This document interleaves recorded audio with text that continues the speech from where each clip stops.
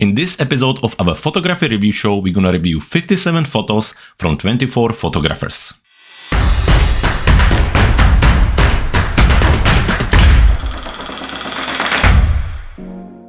Hello everyone and welcome back to another episode of our photography review show. I hope you had a great week and I hope that you're ready for another portion of photography reviews. Now, if you've never been with us before, my name is Jakub and I'm a professional photographer based in West Sussex, England. Now, for the past 6 or 7 months, I've been reviewing your photos and I review hundreds of photos from hundreds of photographers. For this reason, we had to limit the entries to 1 or 2 photos per photographer per week, and we also take the show and divide it between 2 or 3 different parts. Now, usually we start by landscape photographers and then we look at the rest of the photography styles. Now, before we're gonna jump into the reviewing, I have 2 things to remind you. Number 1, make sure you head to Facebook and join our Facebook photography group. It's called Clever Photographer Academy. Just head to Facebook, search for Clever Photographer Academy and join us today. We talk all things photography there, we answer your photography questions, we review your photos, and we play regular photography competitions. So it's a lots of fun, and if you haven't joined us yet, make sure you do that right now. And now the second thing is to look at our photographer of the week. So let's do that right now. And here comes your favorite part of the photography review show. It's time to introduce you to our photographer of the week. Now, he comes from Cambridge here in United Kingdom and his name is Wallace. Now, we're looking at Doug's Instagram page here with a mixture of different photos. However, Doug says that his favorite is a long exposure landscape, seascape and cityscape photography. Now, looking at it from overall, his technical skills are excellent. I mean, look at this picture right here with the beautiful mist and beautiful light trails and the beautiful colors and just great technique all put together. When it comes to composition, of course you get some really nice strong compositions here, but I also like how he's very smart about composition, specifically when maybe the weather conditions aren't the greatest. So then you can get something like this when you can really play around with different reflection, ponds and so on. So this is something what's not as usual and I think it's very well done. And then of course the post-processing, I really love the consistency of the editing and how when you look at the feed it kind of all works together. It's really well done. And from reading through the interview, Dax mentioned that he's been photographing for only 3 years. I think after 3 years I'm really impressed by what you managed. So specifically, for example, this picture is the one from last week's show and I absolutely love it. I think when it comes to this kind of composition, it's something what's not always so easy to learn and sometimes you have to have it in you, and the mixture of the light and the scale and adding the person, I think it just all works together and it's very well done. So Doug, congratulations on your photography, congratulations on your portfolio and well done. If you want to see Doug's portfolio, make sure you visit his Instagram page right here, and you can also visit the website where he has more of his portfolio right here. And the same for all of you folks. If you want to join us and if you want to become our next photographer of the week, all you have to do is to head to our website cleverphotographer.com/review and find the upcoming dates, links and information so you can join us already for the next week. So now this is out of the way, so let's jump into the reviewing. And here we are with the first part of the show where we're going to be looking at the landscape photographers. So we have 10 photographers to look at, and so let's jump straight to it. So first of all, we're using Lightroom CC here. That's where we review the photos. I'm using the library module. Here are our photographers right there. So if I do any of the editings here or suggestions, you can always refer back to this application. Also, before we're gonna jump into it, just as a reminder, please make sure that you like this video, that you comment below, and also follow our channel so we can keep creating more content like this. So let's start by Anthony right here. Let's move to your photos. So we have this beautiful sunset with lots of kind of pink color and epic long exposure. And then right here, this huge panorama where there's lots happening, lots put together. So let's look at them. Let's see if we have any camera details, and we do. So this one was Sony Nex 5N. The lens was 18 to 55 millimeters, and looking at the camera settings, we were on ISO 100, 24 millimeters, lens f11 on f-stop, and 1/500th of a second. So looking at it like this, the setting is spot on for this type of photography. ISO 100 is definitely the golden kind of grail for obviously landscape photography, to make sure that we avoid as much digital and color noise as possible. f11 is also quite ideal. Obviously, between f7.1, f11, usually you get the best performance out of your lens, and in this case, with kind of having some object close to you, I think the f11 is a good choice. Now, 1/500th of a second give away a little bit the fact that the sky probably isn't original or isn't definitely from this specific shot, and thus the reason being that you wouldn't get these streaks out of the 1/500th of a second, most likely. However, it can be a combination. Also, you can see a little bit of the wrinkles, which I think with few seconds you would probably get reduced off. Maybe it would have been helpful, but it's still, I think the setting is spot on, and I don't really have much to add. I quite like the sharpness on the foreground. I think that's quite nicely done.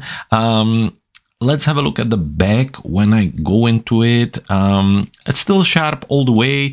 A little bit of noise leaking through the kind of darker areas, which just know sometimes it comes from the gear and so on, and it's something to kind of look out for. However, in overall, the feel has quite nice, the picture has quite nice feel, and I like the framing and the overall balance of it. So technically, I think quite nicely done.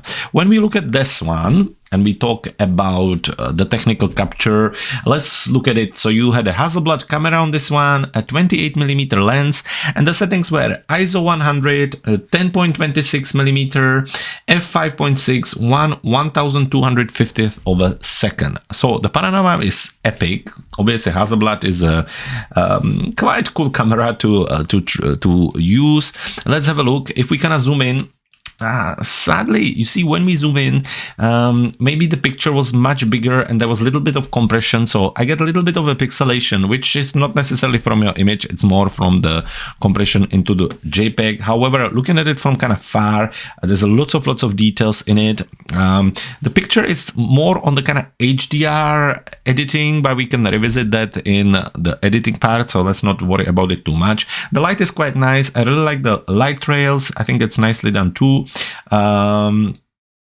I like the reflection in the lake. I think that's really cool as well. Nice warm colors, lots of kind of defined details. So in overall, Anthony, again, very well done. The ISO 100 again is a good choice. f5.6 working together with the 1/1250th of a second. I'm not sure if you needed that fast shutter speed for this scene. So if you would have maybe lower it a little bit down, you could have gone for a little higher f-stop just to kind of make sure that everything is sharp, but it still look very sharp anyway. So I think all in all, both of them technically quite well captured. Staying with this image and talking about composition, this is obviously epic. Now there are parts where I would be like, maybe they don't necessarily need to be there. Simply coming out of the thought that if certain parts of the image don't necessarily add anything to the overall message and the composition, they don't necessarily need to be there. And also knowing that this size of the image, other than printed, would be quite difficult to share. So maybe I would just crop it a little bit more on each side, simply because this part isn't necessarily the most powerful part and this part neither. So I think you could probably get away with not that much with something like this and still keeping it very powerful, and maybe just kind of bringing more of the focus in or in the center of the image, which that's all it's about. It's about the sun, it's about the reflection, it's about this nice center, the beautiful sky. So that would be just only thing I would probably suggest when it comes to composition. Other than that, I quite like the portion and proportion of the sky and the land. I think that's quite nicely done. Again, I love the reflection. I think that's working very, very well here. The light rays, I think they're quite nicely done as well. And that's about it. Now, when it comes to composition of this one, I think it's a similar story to the one before. I would probably crop it just a little bit more on the side, just kind of turning the attention closer to the actual lighthouse and to the sky. But other than that, I think it's still very nicely done. The foreground obviously helps with the depth of the image, so I think that's nicely done. Again, the proportion of the sky and the land is nicely done. There's a little bit more sky than usual, but I think it works still very, very well. The reflection is nicely done here as well, even though we have some wrinkles. You know, in ideal world, the water would be nice and flat, and that's maybe where the long exposure could help you a little bit, but it's still a very, very cool image. So all in all, composition wise, again, very well done. Now when we come to post-processing, I think maybe some of your shadows needs a little bit more opening, and when we talk about darker areas, which for example there is one right here, they are sometimes a little bit more visible when you kind of distance yourself away from the screen. So I quite often use this when I add vignettes or when I review pictures with heavy vignetting. Sometimes when we are really close, we don't see it, but then when you kind of position yourself further, you can see more of the kind of darker areas. So I think this part definitely would get away with a little bit of opening of the shadows. Also, just kind of looking from the far, you have some kind of whiter glow in this area, which maybe would be worth to look at. So I wonder if we would just open the shadows a little bit there. But then of course, opening the shadows also mean that we will probably bring some of this noise out. So one way or the other, that would be just my suggestion there. Also, there are certain parts where, like here and here as well, it's visible a little bit, where I'm not 100% sure. They look like basically elements which just don't kind of belong there. It looks a little bit like some kind of post-processing. So maybe just double check that maybe there is not like a leftover brush or something like that. But I think all in all put together, the white balance, the image, the overall feel of it is really well done, Anthony, and I love the photo. So just a few things to look at, just a few things to think of. Other than that, brilliant. Then we are gonna move on this one, and this is probably the way I would edit image about 5-6 years ago, and it's because it's kind of really high definition image. I used to really like it a lot, but I step away from it a little bit, and the reason being that it doesn't look as natural as it could. Your sky is really sharp and defined, which takes away lots of attention from the rest of the land. The land, again, very nice, but very saturated and very kind of heavy textured as well. There's lots of texture happening all around, and personally I'm a little bit out of that now. I think overall, when I kind of put myself back there, there is actually nothing wrong with the image. I think the image is super well done, lots of beautiful colors, very dramatic capture. However, I think the photography trends have moved on a little bit. I would, in this case, just to kind of help it a little bit, probably bring down the clarity fair bit, just to kind of bring back a little bit of the natural smoothness. Maybe then I would go in a color and bring down the saturation just a little bit, not too much, but I would do maybe -10 and then push it just with the vibrance. So you're pushing more of the natural colors, and yeah, just leave it there. Obviously, you could do a little bit of some local adjustments, but overall, Anthony, they are both epic captures, beautiful landscapes, lots of good things there, the right time to photograph, first of all, great settings on your camera, really thinking about the composition. So well done. Congratulations on your beautiful photos. Thank you for joining us. Stay safe, and if you want, make sure you join us on our Facebook group on Clever Photographer Academy, and also send us more pictures if you have. So that's about it. Let's move on. Next photographer, we have a Bernhard. Bernhard, we have a black and white photos from you. So one right here, really kind of cityscape, and one, not cityscape, seascape and cityscape. So let's move to it. Let's have a look if we have any camera details. Nothing on this one. Yes, on this one. So let's have a look at it. This is Nikon D5300.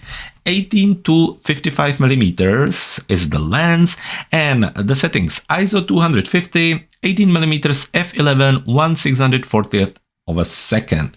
So just looking at it from this kind of point of view, Bernhard, I think one thing to kind of keep an eye on is your ISO. You really want to keep it as close as 100 as possible. Specifically on a bright day like this, it shouldn't really be an issue. So I think before you start shooting, first which needs to be set right is your ISO, and that's 100.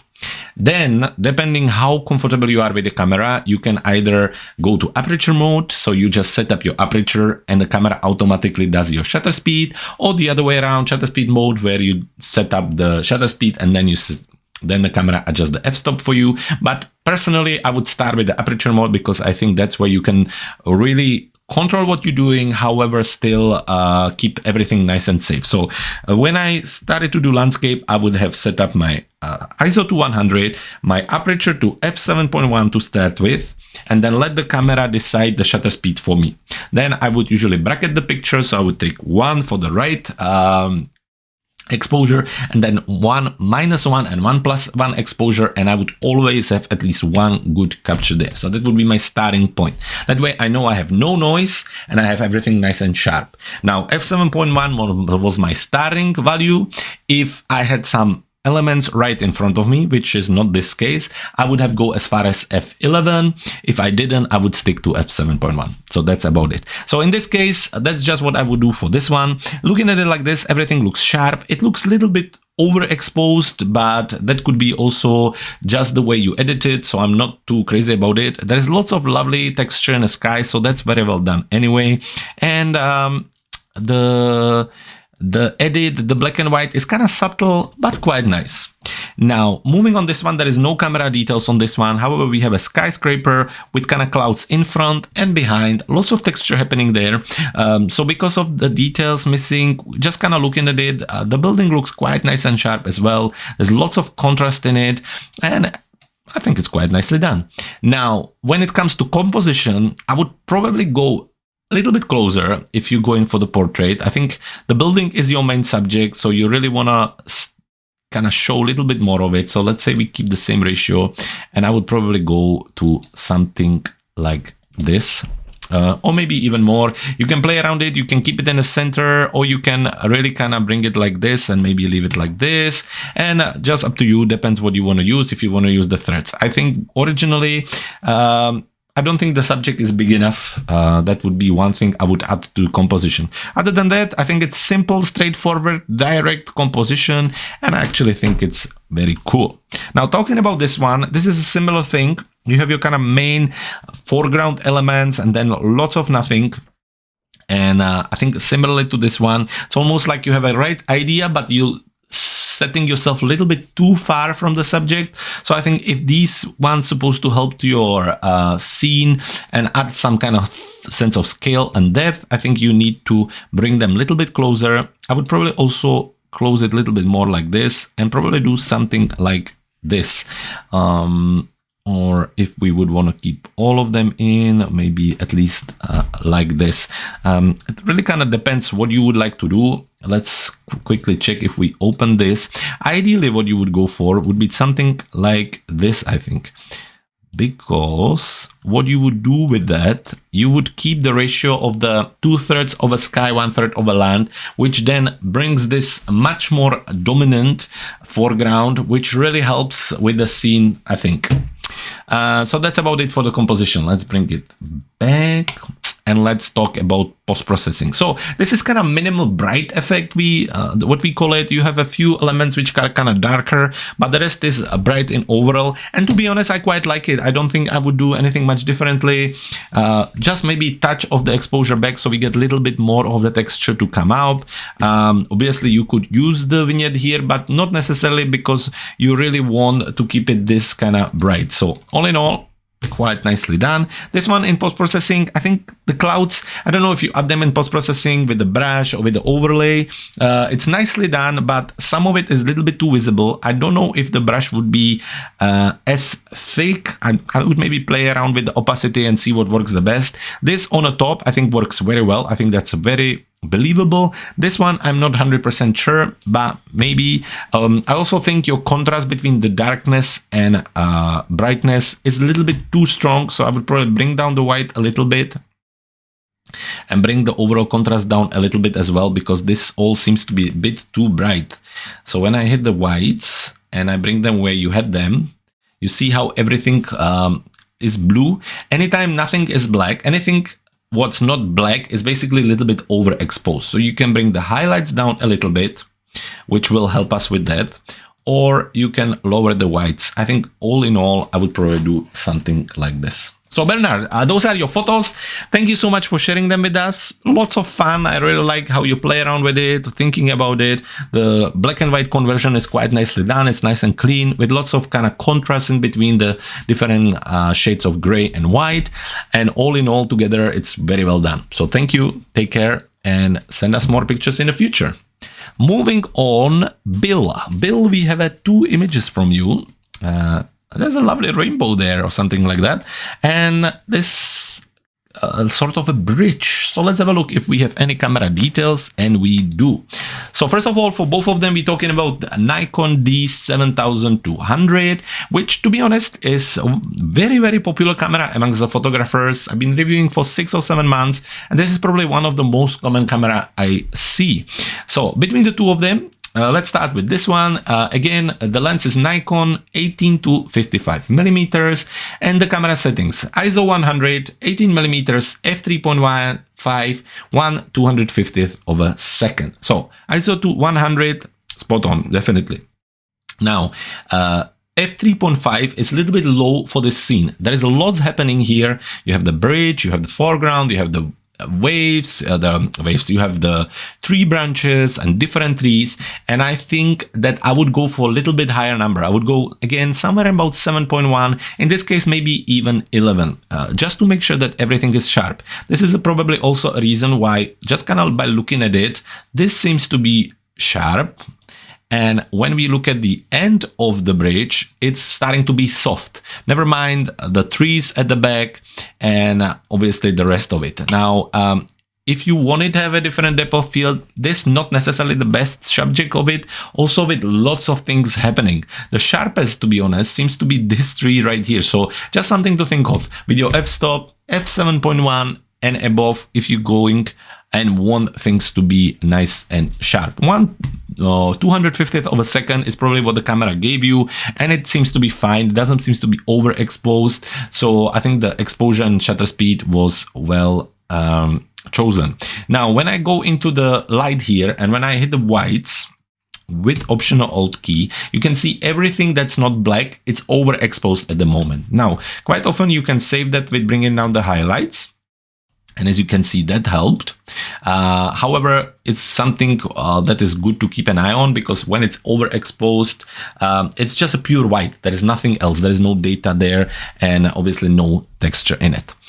Which brings us to this one, which I love. I love the framing you used here, the beautiful kind of fountain with the colors behind it. I think that's very well done. So let's have a look at the settings here. Now, here we're talking about ISO 160, f22 1/20th of a second. So this one is obviously a little bit higher when it comes to the ISO, which is better. I think 160 is good, so we don't add any digital noise with our camera. f22 is way too high, simply because so all the lenses have a certain performance range. So as I say, the kind of rule of thumb is between 7.1 and 11. Now, there's a lot of lenses which are much better in a kind of lower numbers, even f4, f1 point something.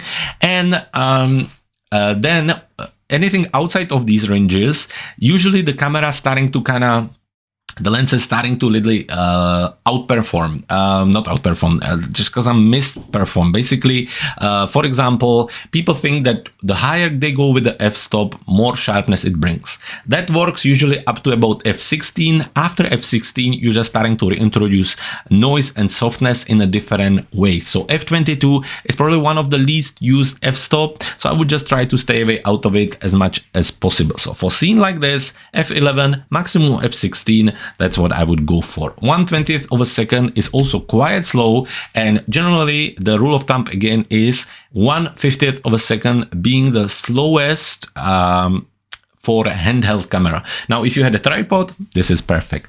But that brings me to the point that the picture looks quite sharp. There is a nice texture on the actual foreground here. There is a nice texture on the leaves. The water, even though it was 1/20th of a second, has a nice texture to it too. And again, the color here, I think it's very nicely done. So all in all, technically, I think other than the F22, well done on both. Now, talking about compositions thing in this one, I think it's nicely thought. However, I would crop it a little bit further. I think there's a lot of these trees which are not that interesting. I would simply just make it a little bit smaller and put the fountain in the center of the attention. So I would do something like this. Now on this one, obviously there is a little bit of the leading line. I would also just kind of turn it around a little bit, and I would probably zoom in as well a little bit more. So maybe something like this. This is where I would leave it. There is no really clear subject here, but other than composition, I think, obviously you have the bridge and that's fine. I would have gone a little bit more from different angles, so we get a little bit more leading line towards the bridge, seeing where it's pointing me and so on. However, I think this is where I would more worry about the sharpness, making sure that everything is nice and crisp rather than the composition. When it comes to post-processing, first thing I would look out is the exposure. So again, making sure my whites are not burned. So I would bring down the highlights and double check that. So that's good as well. Second thing I would check would be my chromatic aberration, which I saw a lot of. So that's these kind of red marks right here. Red or purple and green is usually what the chromatic aberration does. So what you need to do is to go inside of the optics and use the difference tool. So we just click on the purple here. We use the eyedropper and just click on the purple right here. Oh, right here. Let's see. That's good. So that's gone. And then we click on green, which is less visible, obviously, because we're looking at green, but I am assuming that this is the example of it. Or maybe this thing here. Or here. That's too much. So something like this. So that would be another thing. After that, we can go into the light, add a little bit of a contrast. Check out your white balance by using the auto tool.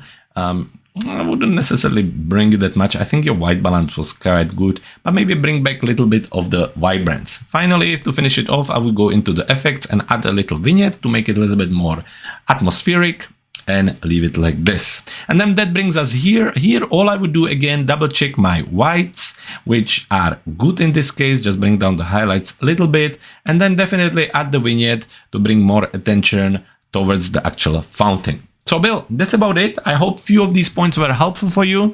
Stay safe, take care, and send us more pictures as soon as you can. And that brings us nicely to the next photographer. This time, Evgeniy. Evgeniy, we have two images from you. This quite epic sunset right here with the cityscape right in front, and this forest capture. So let's have a look at it. Let's have a look at the camera. So both of them with the Pentax camera right here and right here. And when it comes to camera settings, this was ISO 200, 80mm f13, 1/125th of a second. Now, looking at it like this, the sharpness is all there, so that's quite nice. Zooming in, yep, that's good. There's some nice texture in the sky, so that's nicely done too. Looking at it like that, depth, yeah, created quite nicely around and so on. Obviously, the main subject being this. All in all, technically, I think quite well done. Now, this one is obviously an epic scene with a beautiful, beautiful sunset.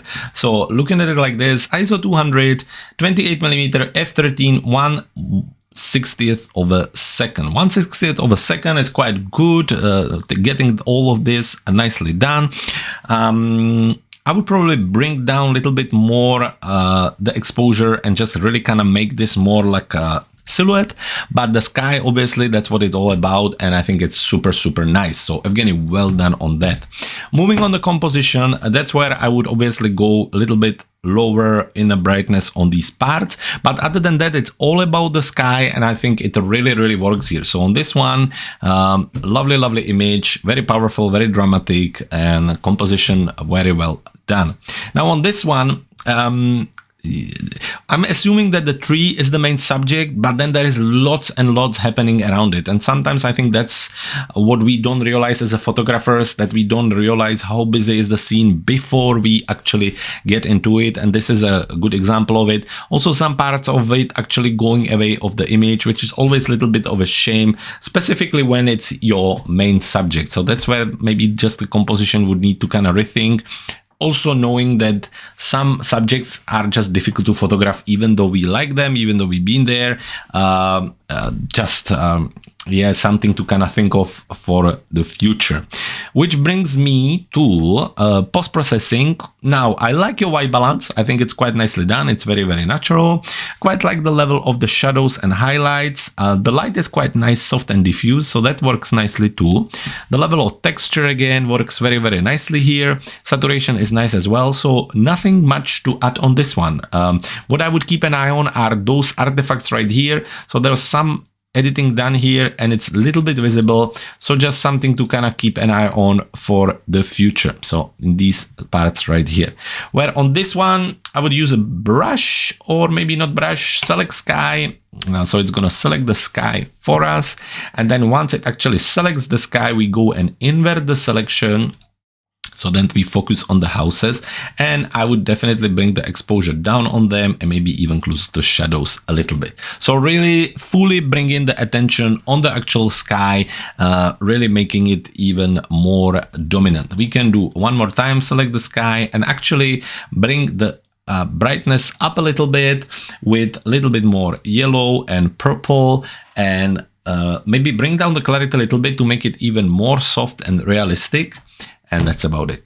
Amazing picture, love it. Beautiful, beautiful sky, and very well put together. So Evgeniy, thank you so much. Thank you for sending us your photos. Stay safe and send us more pictures in the future. Moving on, the next photographer, we have Greg with train photos right here. So this one and this one, I'm just trying to see if it's the same train, but I don't think it is. So let's have a look at them. Let's see first if we have camera details, and we do. So both of them with the same camera, Nikon D5300, lens 16 to 80 millimeters. So that's cool. And let's have a look at the settings on this one. So ISO 200, 46 millimeters, f5.6, 1/500 of a second. So as the setting goes, other than keeping your ISO nicely down to 100, I think it's quite cool. Yes, with the f-stop, you could also go a little bit higher. Oh no, depends what you're trying to create. I think it would be nicer if maybe this was a little bit more soft, because probably it's obviously not the most interesting background ever, but all in all, it looks all nice and sharp. There's lovely colors to it, lovely texture. The light hitting from the side, but still quite manageable. So technically quite nicely done. With the steam coming from here, also very pretty, very well put together. Which brings me to this one. And this one, we were same camera, same lens. This time again, ISO 200, 24mm, f8, and 1/250th of a second. Well, this setting, except the ISO, is spot on. Now, sadly, when you look at the foreground, you get a little bit of softness there. So I'm assuming that either the train was moving a little bit faster than you thought, or the focus point was somewhere in the center, which looks more like it, because this is much more sharper than the front of the train. Just something to kind of keep an eye. Now, when it comes to composition, staying in this one thing I would do, I would make sure that it's all nice and straight. That would be one thing. So this is about right. But now, by doing that, of course, we're losing this part of the image, which I think in overall, when it comes to composition, let's just undo this. Which in overall, I think missing anyway. I think the train kind of coming this way, if there would be at least this much space, like at least a little bit, I think it would really help. You really want some active space for anything like cars, people, trains, anything what's kind of pointing and going somewhere. You want a little bit of space in front of it for them to be able to move into. And this is, I think, very tight. And obviously, once you apply the geometry to make sure that the train and everything is straight, it kind of crop it completely. So that's probably the biggest learning for this one for a future. Now, talking about this one, there is a space on this one. I would still double check the geometry, making sure that it's nice and straight, and that's about it. I think it's quite tight, the crop. However, as a part of series about the train, I think it's nicely done. That brings me to the post-processing, which on this one is nicely done. I like the white balance. I think it's spot on. That's good. Maybe a little bit more contrast would always help. And then obviously you would want to try to see if you can somehow maybe blur this just a little bit, just to kind of bring more attention on the train itself. You can always try it with brush and maybe just kind of bring down the clarity and sharpness and do something like this. Let's see if we could just kind of help to it a little, bring down the exposure as well. Maybe not that much, but just a little bit, just to kind of show that there you go, that's not your main subject. So that's what I would do there, and then bring up the attention to the actual train by creating maybe like a radial mask and pointing it at the train and bringing the exposure up a little. All in all, it's always good to add a little vignette just to bring more attention to the center. That brings me here, and this is where I think your white balance is a little bit more on the yellow side. So let's double check that when I go for auto. This looks much more natural. So that's something to kind of keep an eye on. Bring down the saturation just a touch and bring the vibrance is always good because it kind of makes it a little bit more realistic. And in effects, maybe just pushing the clarity a little bit down just to make more of this a little bit dreamy. And then you can always use the brush and paint some of the clarity back just on the train, I think, just to kind of really bring in some of the texture of the train up like this. And there you have it. Greg, thank you so much for sharing your photos with us. I'm a huge fan of train photography, so thank you for doing that. Stay safe. If you have any pictures you want to review, make sure you send them for the next episode. And until then, bye-bye. Okay, moving on to the next photographer, we have a Jay Marin. Jay, two pictures, both kind of monochrome. This one a long exposure and this tower right here. So let's jump to it. Let's have a look at the camera settings. This one was Canon PowerShot A540, which I think is a point and shoot camera. Nothing wrong about that. Looking at the settings, 11.8 millimeters, f4, 1/640th of a second. Oh, well, usually for these kind of cameras, the settings are a little bit different or explained a little bit differently than for your DSLR or mirrorless. However, just looking at it like this, it should be all good. Looking at it from this point of view, I like the softness at the back. That looks quite cool. And the amount of details and this part of the image is quite nice. I also like the kind of soft background sky, which looks very good in combination with the foreground. Now, there is this kind of yellow area right here, which I'm not 100% sure what it is. But in overall, looking at it like this, I think it's very, very cool. So well done, technically very well handled. Now, looking at this one, this is Nikon Z6 24-70 lens, and from the settings, ISO 100, 39 millimeters, f16, 2-second exposure. So I think as a setting goes, as long as you keep it to ISO 100, f16 is still very good number for long exposure especially, and with 2-second you get this beautiful smooth water, which really in a combination with the sharpness on the rock is brilliant. Really like it. Now, I'm not a huge fan of frames, so I'm just gonna kind of crop it away so we can look more at the image without getting distracted. So something like this, and it's beautiful. I love long exposure. I'm a huge fan of long exposure, and really the key of long exposure, water and river, is you have to be able to do complete sharpness on the other elements, so then together it creates the contrast. So very well done. Now, when it comes to composition, obviously lots happening here, but because you turn it to black and white, it kind of simplifies the scene, and I think in overall it actually helps. There is this rock right here which creates kind of main standing place, and everything else happen after with the water moving here, different shades of gray. It's a little bit abstract, but I think it's very well done and very nicely done. I wouldn't do much differently here on a composition part of the image. Similarly here, just making sure that everything is nice and straight with the geometry. That would be my only thing, but I think it's all good anyway.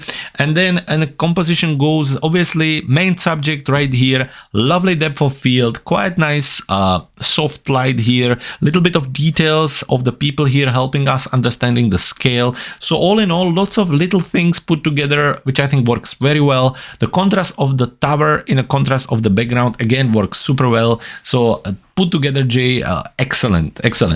Post-processing, yes, I would be looking at this yellow mark here and trying to see what it is. Also, the photo in overall is monochrome and you're getting a little bit of blue here for some reason. So I'm not 100% sure what that is coming from. But other than that, great, love it. Moving on this one and post-processing, I think it's very, very well done. Obviously, there is a little bit of sensor dust here and there, so something to kind of keep an eye on. There's a quick video in the description where you can see how to remove the sensor dust. It really takes a few seconds and it kind of take away some of these if you need to do that. So anyway, in overall, Jay, thank you very much. Lovely 2 images, really well thought and put together. Thank you and stay safe. And if you have more, make sure you send them over to us soon. Which brings us to Jim and his 2 photos right here. Jim, here we go. Looking at 2 of your pictures. So we have this landscape with the kind of abandoned house right here. And we have this right here, kind of seascape, seaside marina with a lovely moon there and the boats right here. So let's have a look at it. Let's have a look at the camera settings. Right here we are looking at Nikon D850. The lens was 24 to 100 millimeters, and from the camera setting ISO 125.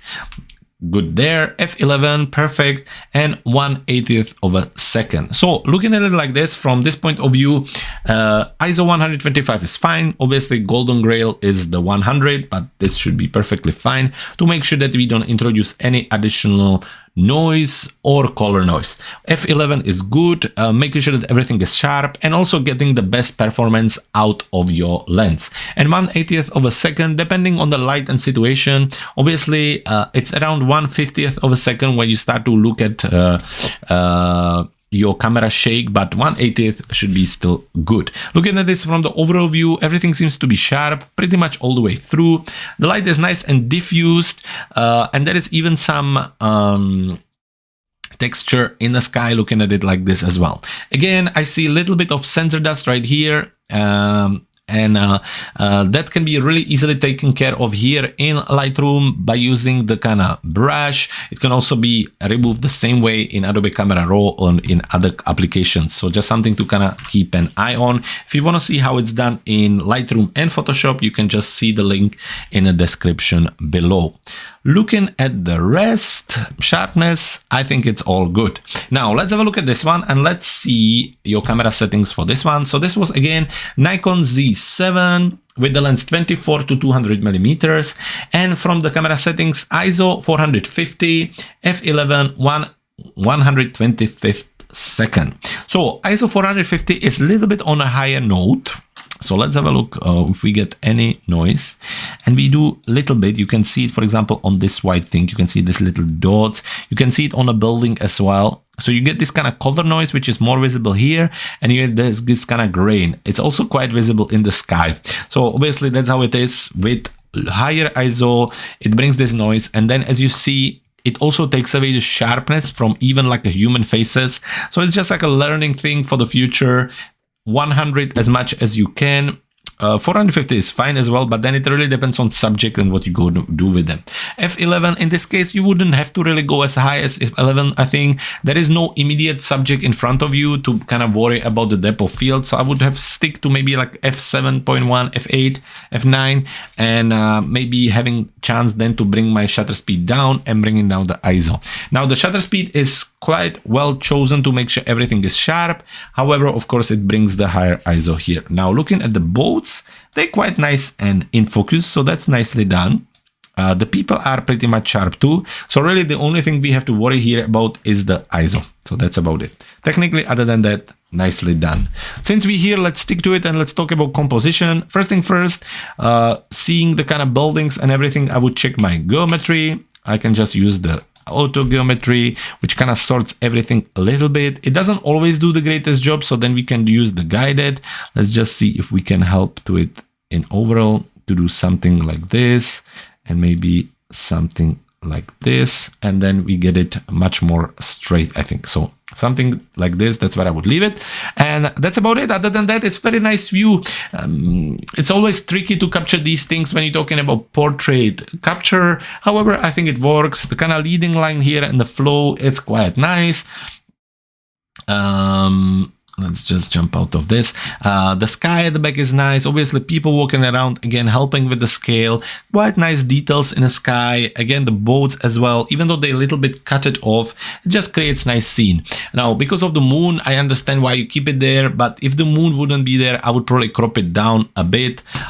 Just because I want some of this part being a little bit more dominant. But then once the moon is there, it kind of works quite nicely. Where it brings us to this picture. Now, when we talk about this picture and we talk about composition, I really wish you would have been able to be behind the fence, because I think the fence, you're talking about photography and creating like a pretty captures. This is abandoned house. We're talking historical kind of value of the building. And then you have this fence, which obviously are not from the same time. And I think it would be really nicer if you could have avoid the fence all in all. So then after that, I would have probably gone for like 16:9 and really zoom in on the house. Maybe do something like this, or if you want to keep the house in and the tree in, which I think would be quite nice too, I would probably go for something like this. You could probably remove this in Photoshop quite easily, and you would get so much stronger and very much different visual impact after that. Now, when it comes to post-processing, so keep an eye on your sensor dust. Also, you have kind of strange lines here, which I don't know what they're coming from. They're just a little bit more visible here and here. And here as well, a little bit, something to kind of keep an eye on. If you've done some editing or post-processing there, just make sure you kind of try to remove it as much as possible. Again, double check your white balance. I think what kind of makes me a little bit confused is your great sky and warm colors on the foreground. Usually it's the kind of, when you have this gray sky, usually you have a less warmth there. So I wonder if we would just lower the warmth a little bit maybe, or maybe bring down the saturation a little bit more. Also, what would it do in black and white? In black and white, it would be also very, very nice, you know, black and white, and then 16:9. Again, as we say, we would kind of remove this bit in Photoshop, and then you can really go in and start to do different things. Maybe bring down the vignette, use like the linear gradient, really darken this part. So we're creating nice contrast. We're letting this really stand out from the sky. So then I would select the sky and actually a little bit overexpose the sky, so then we even create more contrast with this whole foreground, and really kind of play around with it. Use your brush and do some dodge and burn, maybe like, you know, something like this, which I think would be quite cool. You could also add to it a little bit towards the house to create a little bit more contrast and really play around with it and do something a little bit different. Usually when I have a picture when maybe the light wasn't so great or the sky wasn't so great, then I go for the black and white, and quite often I get really nice results there. When we talk about this one, I wouldn't do much differently, to be honest. Here, I think the white balance is spot on. The brightness, the exposure, the shadow, the highlights, it all works very, very well.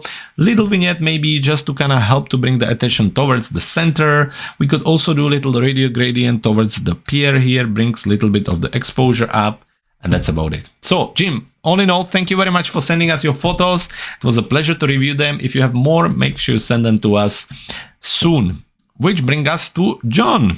John and two of these images. John, I am brave enough to say that they are the same bridges. So let's have a look at the camera settings on this one. So let's see. Both of them, same cameras, same lens. So let's start with this one. Nikon D850, 24 millimeters, and Now, ISO 125, so spot on, f16, 1/50th of a second. So ISO 125 is quite cool. Obviously, the golden grail is 100. Trying to avoid as much of noise and color noise as possible. So that's the kind of key there. F16, there is lots happening. You want a sharpness all the way through. I think F11 would have done perfectly fine here. Also pushing down the shutter speed in this case didn't really make overall sense, so I think it's perfectly fine with or without. So my point would be going for the ISO 100 or 125, f11, and then let's see what the camera tells me for my shutter speed. Other than that, I mean, the texture is there, the kind of overexposed sky, I think looks really cool here, the fog, and then the kind of darkness here, I think very, very cool, really nicely put together. When it brings me here, I'm on ISO 125 again, f16, 1/60th of a second. It's almost same, just 10th of a second faster. Now looking at it like this, obviously, when I kind of zoom in, there is a lot of noise standing out here. So I wonder how the camera did on the kind of higher noise. I also see a little bit of sensor dust here and here and here.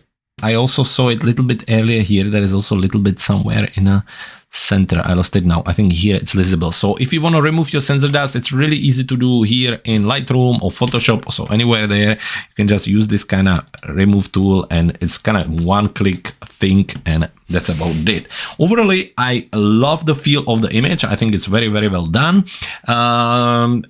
Technically, I think it's also very well done. You know, the fog isn't really the easiest thing to capture, and I think this is very well done. I love the gradient opacity going at the back. I think it's lovely.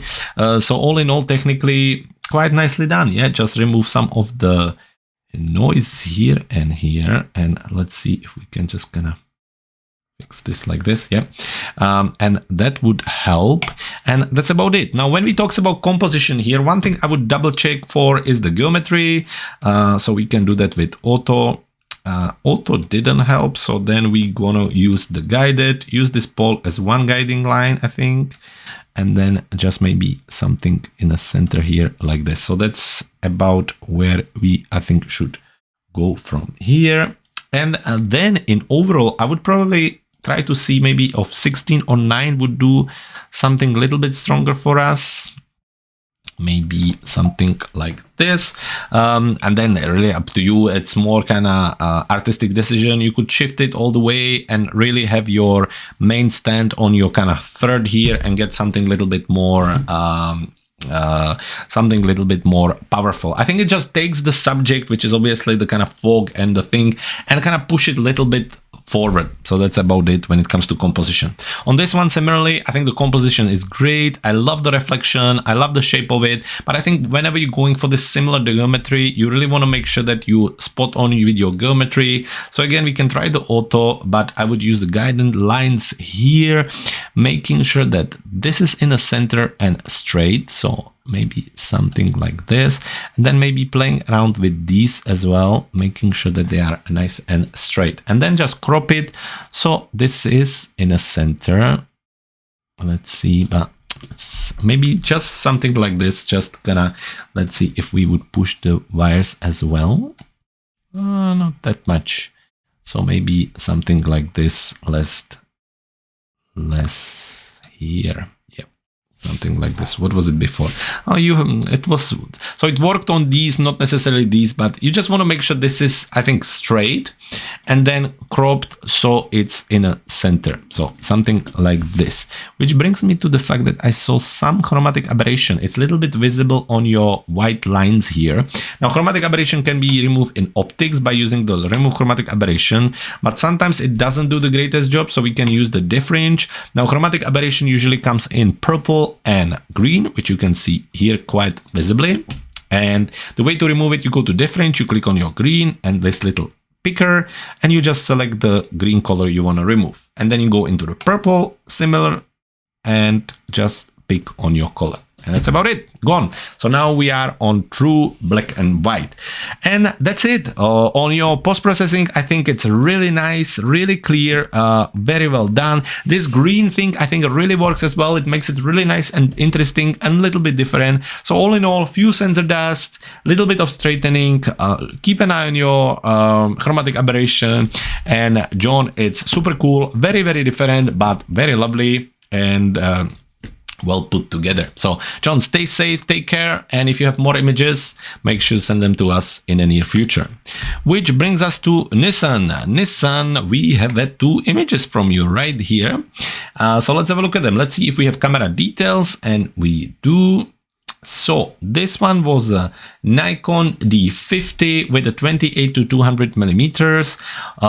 Your settings were ISO 250, f10, 1/250th of a second. So looking at it like this, from this view, the ISO 250 is a little bit higher than it probably needed to be. Doesn't look like really complicated light condition. It may be a little darker, but I would always stick to 100 as much as possible. F10 in this case, probably reasonable to make sure that everything is nice and sharp, and 1/250th of a second will make sure that all is frozen, however still sharp. So all in all, technically quite well done.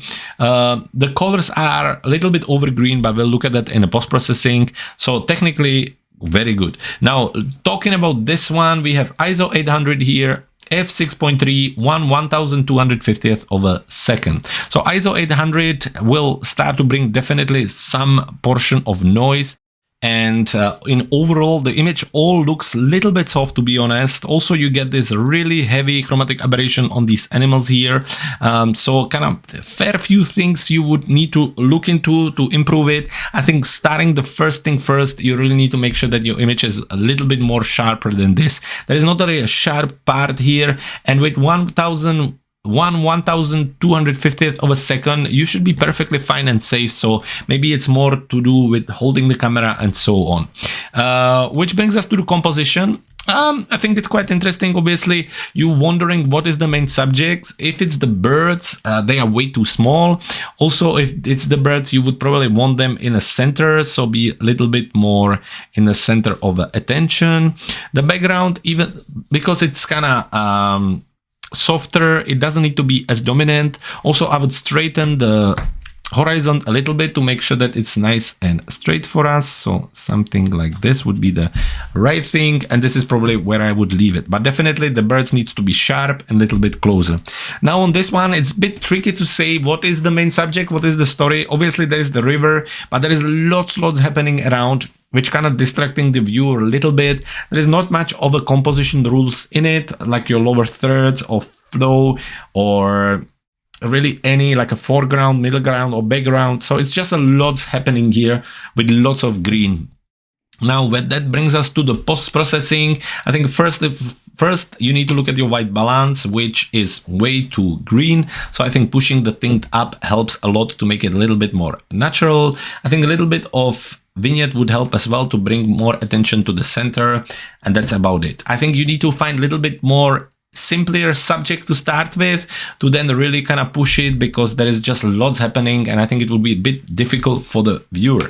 Which brings us to here again, going into color and look at the white balance. I would push it up simply because quite often when the camera see a lot of the same color, which works usually for blues or greens, it starts to push the tint of the color into the shadows, and it kind of colors the whole image. So bring up the white balance, and really in overall in this one I would be looking at the sharpness more than anything else. However, a little bit of vignettes goes a long way, and that's about it. So Nissan, all in all, those are the 2 images. A few tips, a few things to think about. I hope it's gonna be helpful. Take care and stay safe. Okay, let's have a look at the last landscape photographer of the week, and this time it's Vanessa. Vanessa, we have this image right here. So let's have a look at it. Let's have a look at your camera settings first of all.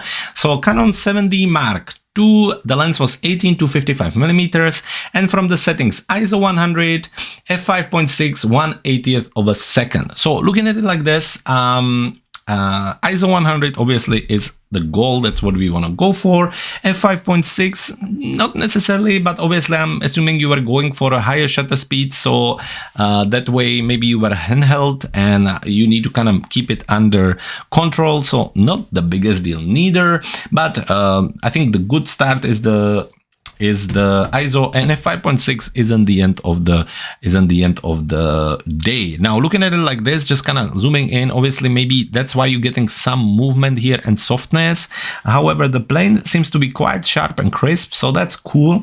Nice kind of silhouette effect, beautiful sky as well, all put together. So from the kind of technical point of view, obviously the sharpness here in the center works quite well. There is a little bit of noise in the sky and overall, so I wonder if maybe that's your camera in a lower light situation, and that's what it does, because you get these kind of elements here, and even though it's a large image, it shouldn't really do this. So I wonder why. Or maybe it's the the dynamic range, when you have lots of difference between darker colors and bright colors. It's just something what sometimes it's difficult to affect. Moving to the composition now, the plane is one of the main subjects, then you have the sky, and then you have the silhouette. I think in that order goes what's happening on the image. Looking at it, I would also look for a little bit of balance. So I would crop it a little bit differently, and I would kind of try to create the balance by maybe cropping this away and cropping this away, and then you kind of get dark parts on each side, and you bring the plane more in the center. So you get something like this. So you have the kind of dark on each side, which makes a nice balance to the composition. You have the bottom, which creates nice kind of vignetting on the bottom, and you bring the plane up a little bit with the beautiful sky. So you create framing, and then we have the subject. So that's what I would do there. Then obviously that brings us to the post-processing, where I think you quite fine. The vignette maybe would help us to remove some of the artifacts in the sky. I would brighten up the sky a little bit. Now that can be done simply with choosing select sky. And if it does a good job, I would just brighten it up a little, maybe add a little more temperature to it and a little more pink. And that's about it. So all in all, Vanessa, it's a lovely image. It needs a little bit more cropping, a little bit more framing. I love your eye for the sky. It's very, very nice. Well done with the plane. When you balance it a little bit, I think the result is quite nice, and it's a lovely photo. So Vanessa, thank you so much for entering your photo for this week's show. Stay safe and make sure you send us more pictures in the near future. And the same goes for all of you folks. If you want to join us for the next episode of our photography review show, all you have to do is to head to our website, cleverphotographer.com/review, and that's where you can find all the upcoming dates, links, and information about how to join us already for next week. For this week, thank you very much for joining us. Stay safe, keep shooting, and until next time, bye bye.